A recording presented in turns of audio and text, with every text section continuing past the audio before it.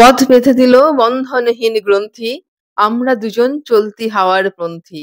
ওড়না ওড়ায় বর্ষার মেঘ, দিগঙ্গনার নৃত্য, হঠাৎ আলোর ঝলকানি লেগে ঝলমল করে চিত্ত। আমাদের ভালোবাসায়, দুঃখে, আনন্দে, কান্নায় যিনি ওতপ্রোতভাবে জড়িত, তিনি হলেন রবীন্দ্রনাথ ঠাকুর।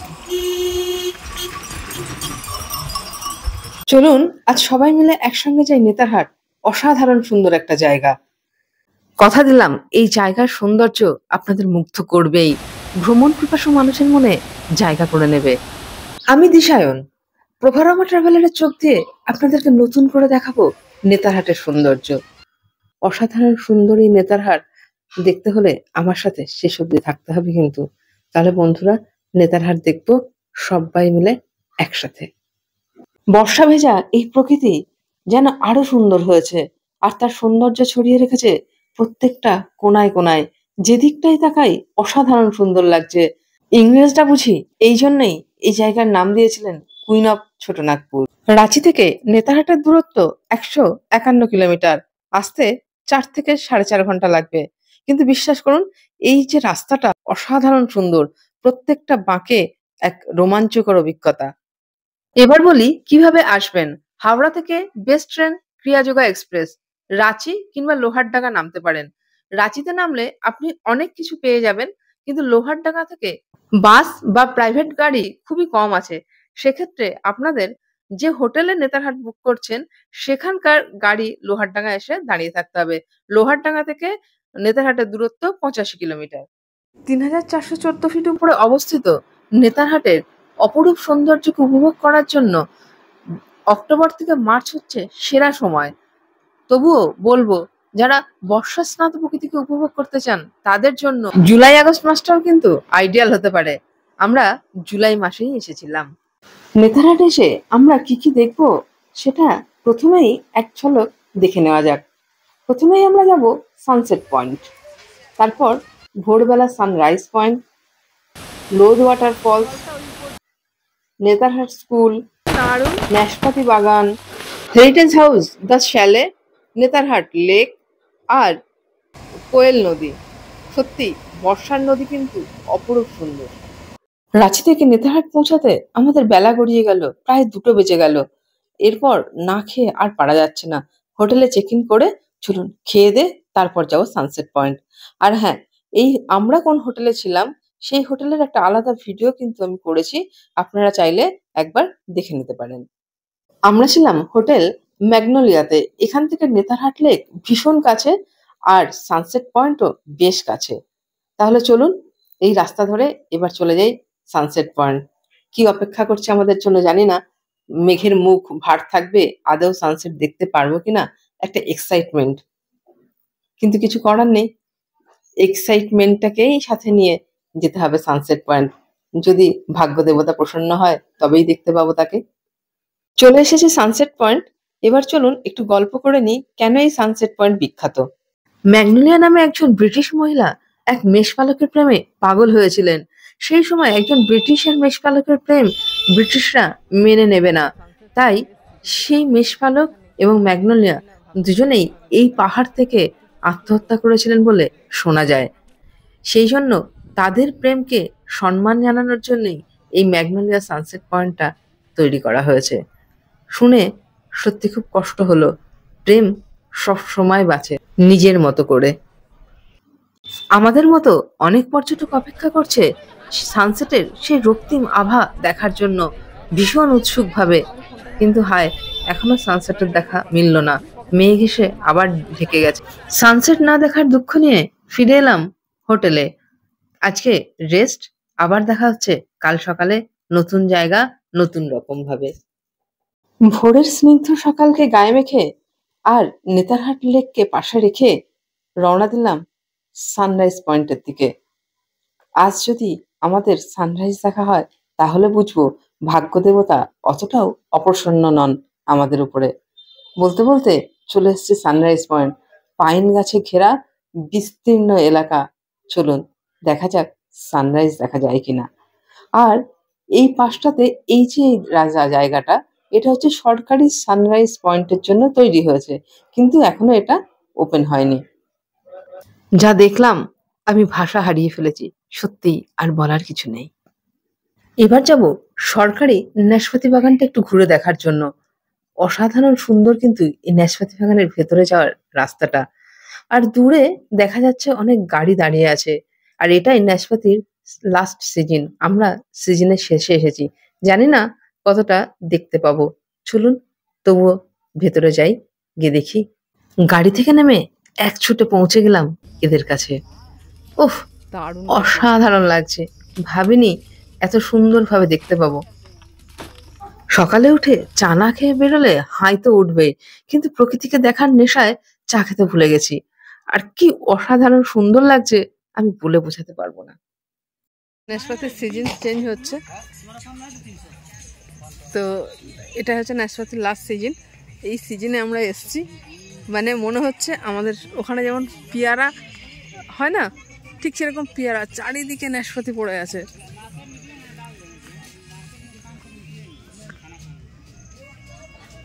এটা হচ্ছে সরকারি নাশপাতি বাগান।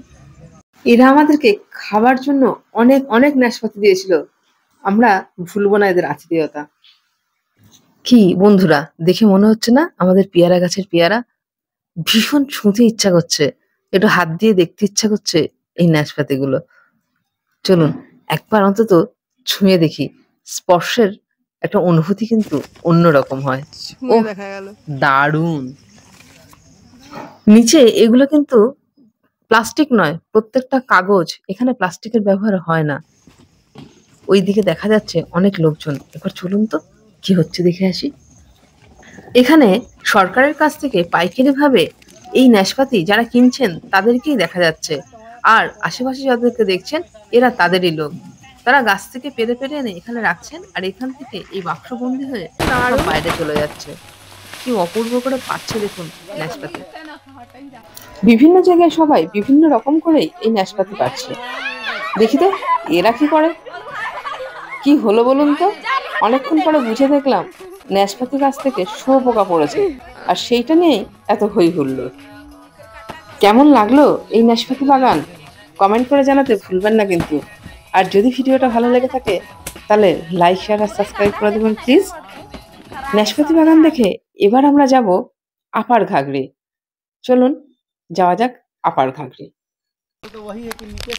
हम लोग जब पहली बार आए थे ना, यहाँ पे कुछ ऐसा नहीं था, कुछ भी नहीं था। একটু আগেই আমার ড্রাইভার দাদার সাথে কথা হচ্ছিল। আমরা যখন প্রথমবার এসেছিলাম তখন সত্যিই এগুলো ছিল না। এন্ট্রি ফি প্রত্যেকের জন্য 10 টাকা, আর গাড়ি রাখার জন্য 20 টাকা, টোটাল 30 টাকা দিতে হয়েছে। ওই দেখুন উপর থেকে দেখা যাচ্ছে আপার ঘাগরি। বর্ষায় পাথরে ভীষণ পিছল থাকায় আমরা আর নিচে অব্দি যাইনি। এবার যাওয়া যাক শ্যালেট হাউস। ব্রিটিশ আমলে বিহারে কর্মরত উচ্চপদস্থ আধিকারিকরা গরমে এই শ্যালেট হাউসে মূলত গরমকাল যাপনের জন্যই আসতেন। এই স্যালেট হাউস আসলে কি? স্যালেট কথার অর্থ হলো পাহাড়ের ধারে ছুটির বাড়ি। সুইস বা ফরাসি ভাষায় স্যালেট মানে বালকদের কুঁড়ে ঘর, আলপাইন কুটির। পুরনো ফার্সি শব্দ চেসেল থেকে এই শব্দটি এসেছে। সময়ের সাথে সাথে এটি অবসর যাপনের জন্য ভীষণ জনপ্রিয় হয়ে ওঠে। বিশেষ করে সুইজারল্যান্ডে এই ধরনের কাঠের বাড়ি পাহাড়ের গায়ে দেখতে পাওয়া যায়। আপনাদের সাথে গল্প করতে করতে পৌঁছে গেলাম স্যালে হাউসের কাছে। এবার উত্তেজনায় ভরপুর আমি ভাবছি কখন একবার ছুঁয়ে দেখব সেই পুরনো ঐতিহ্য। বাদিকে লেখা আছে স্যালে হাউস, আর এই হচ্ছে তার গেট। এটা হচ্ছে মিনি গেট, ওদিকে একটা বড় গেট আছে, কিন্তু পর্যটকদের জন্য আপাতত এই গেটটাই খুলে দেওয়া হয়েছে। ভেতরে যে কত বড় জায়গা আমি এখান থেকে বলে আপনাদের বোঝাতে পারবো না। বিশাল বড় এলাকা নিয়ে এই বাড়িটা নির্মিত। বাইরের শোভা খুবই সুন্দর এবং দেখে মনে হচ্ছে ওয়েল মেনটেন্ড। ব্রিটিশরা আমাদের দেশ ছেড়ে চলে গেছে অনেকদিন, তবুও তাদের ঐতিহ্য এখনো আমরা বহন করছি। তাই যারা ভবিষ্যতে নেতারহাট আসবেন বলে ঠিক করেছেন তাদের কাছে অনুরোধ রইল একবার এসে এই হাউসটা দেখার জন্য। তাহলে চলুন এবার ভেতরে যাওয়া যাক। সেখানে কি কি আছে এবার সেটা দেখার পালা। আর আমার ভিডিওটা যদি ভালো লেগে থাকে তাহলে লাইক, শেয়ার করে দেবেন প্লিজ। ভেতরে ঢুকেই প্রথম চোখে পড়লো এক বিশাল বড় সুসজ্জিত ঘর। এখানে কোথাও লেখা নেই ঠিক কি হতো সেই সময় এই ঘরটাতে, কিন্তু ঘরটা বেশ সুন্দর। তারপরে একটু বাইরে যেতেই একটা কাঠের সিঁড়ি দেখলাম, মনে হলো যাইতে একবার উপরে কি আছে দেখার জন্য। এত বড় একটা আর একটা রুম, এখানেও দু একজন পর্যটক আছে, কিন্তু ভীষণ শান্ত এই জায়গাটা। এই জায়গাটা দেখে মনে হচ্ছে সেই সময় এখানে আগুন জ্বালানো হতো শীতকালে।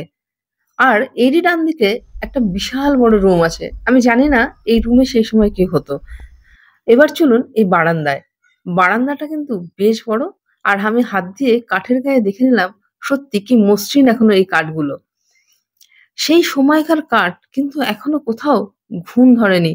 ভাবা যায় কি সুন্দর সেই সময়কার জিনিসপত্র ছিল। উপর থেকে কিন্তু লনটা দারুণ লাগছে। আপনাদেরকে একবার উপর থেকে এই লনটা দেখিয়ে দিই। অসাধারণ, শুধু সবুজের সমারোহ। কি ভালো যে লাগছে কি বলবো। তাই আপনাদের সাথে সবটুকুই শেয়ার করলাম। গাছগুলো কেটে কি সুন্দরভাবে এই হাউসের নামটা লেখা আছে না? ভারী, সত্যি ভারী সুন্দর। আর এগুলো দেখতে দেখতেই বেশ বেলা হয়ে গেল। গোলাপ গাছ, আরো নাম না জানা কত ফুল, এগুলোকে পাশে রেখে এবার এগিয়ে যেতে হবে। যত দেখবো দাঁড়িয়ে থাকতেই হবে। তাই এগুলোকে রেখে এবার এগিয়ে যাই, যাব নেতারহাট স্কুল দেখতে। এই জায়গা থেকে নেতারহাট স্কুলের দূরত্ব মাত্র 10 মিনিট। আর এই রাস্তায় যেতে যেতে মনে হচ্ছে এই পথ যদি না শেষ হয়। সত্যি এত অপূর্ব সুন্দর পথ, যেন শেষই না হয়। যাই হোক, শেষ তো হবেই। আর আমরাও পৌঁছে যাব নেতারহাট স্কুলের কাছে। 1954 সালের 15ই নভেম্বর বিহারের প্রথম মুখ্যমন্ত্রী শ্রী কৃষ্ণ সিং এই নেতারহাট স্কুলের প্রতিষ্ঠা করেছিলেন। এই ইংলিশ মিডিয়াম স্কুলটা central board of secondary education দ্বারা পরিচালিত। দূরে দেখা যাচ্ছে স্কুলের গেট। চলুন দেখি ভেতরে আমাদের যেতে দেয় কিনা। না, ভেতরে যাওয়ার কোনো অনুমতি আমাদের মিলবে না, কারণ এখান থেকে দেখতে পাচ্ছি গেটে লেখা আছে ভিজিটার আর নট অ্যালাউড। ভেতরটা কিন্তু ভারী সুন্দর, দেখতে পেলে ভালোই লাগতো। তবে দেওয়ালে সংস্কৃতে লেখা আছে, যার অর্থ বাংলায়, হে ভগবান, আমি রাজত্ব চাই না, স্বর্গ, এমনকি মোক্ষও চাই না, আমি শুধু দুঃখী মানুষের দুঃখ দূর করতে চাই। এই আবাসিকদের জন্য সামনে একটা বিশাল বড় খেলার মাঠ আছে। চলুন এখন মাঠটাকে একটু দেখে আসি। এখন বর্ষা বলে মাঠে একটু জল জমে আছে, কিন্তু বিশাল বড় এই মাঠ। নেতারহাটকে বিদায় জানিয়ে এবার যাব ঝাড়খণ্ডের সব থেকে উঁচু জলপ্রপাত লোদ ওয়াটারফলস, 470 ফিট উঁচু। এখন আমি দাঁড়িয়ে আছি গেটওয়ে অফ নেতারহাট। এই দিকটা ডান দিকে যেখানটা তোরণটা আছে, ওইদিকে নেতারহাট যেখানে গাড়িটা বেরোচ্ছে। আর এটা ঠিক একটা 3 মাথা মোড়। এর বাঁদিকে আমরা যাব লোদ ওয়াটারফলস, এবং লোধের পর আছে বেতলা, কিন্তু আমরা লোদ ওয়াটারফলস অব্দিই যাব। বর্ষায় বেতলা বন্ধ থাকে বলে আমরা বেতলা যেতে পারলাম না। আর এই যে বাঁদিকের রাস্তাটা, এই রাস্তাটা সোজা চলে গেল রাঁচি। তাহলে এবারের গন্তব্য লোদ ওয়াটারফলস, আর সেখান থেকে সোজা রাঁচি। তাহলে চলুন এই পথ বেয়ে আমরা লোদ ওয়াটারফলস ঘুরে আসি। লাতেহার জেলার পালামৌ টাইগার রিজার্ভের মাঝখানে লোদ জলপ্রপাত অবস্থিত। বুরহা নদীর থেকেই এই জলপ্রপাত সৃষ্টি হয়েছে। নেতারহাট থেকে লোদ ওয়াটারফলসের দূরত্ব 60 কিলোমিটার।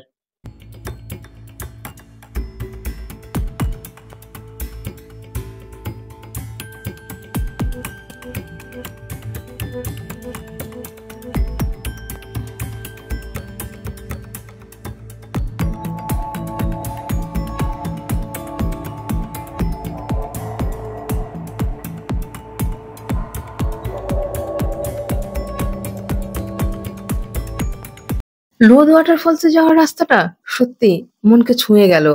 ভীষণ ভালো হয়ে গেল মনটা। আপনাদের সাথে কথা বলতে বলতেই পৌঁছে গেলাম লোদ ওয়াটারফলসের সামনে। দারুণ।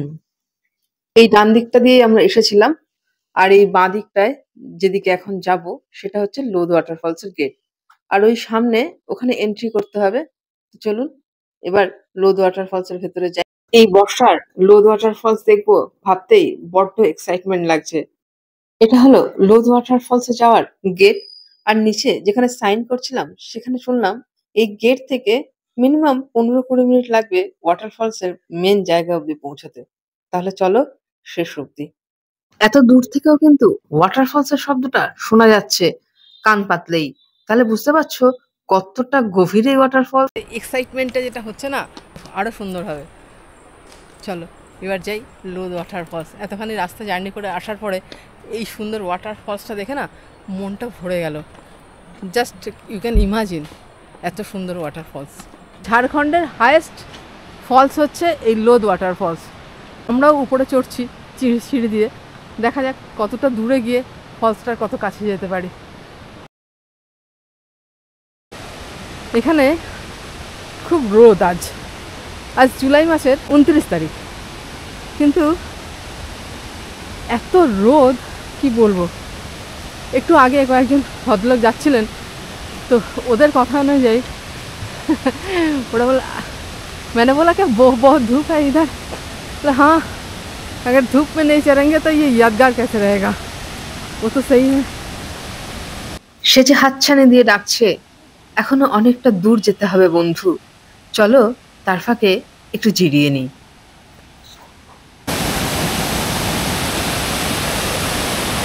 জল পড়ে ব্রিজটা দিয়ে এলাম, আর জল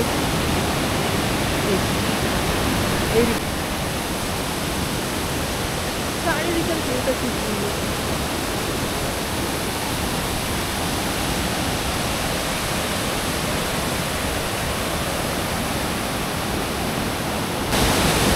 লোদ ওয়াটারফল দাঁড়িয়ে আছি, দারুণ দারুণ দারুণ লাগছে।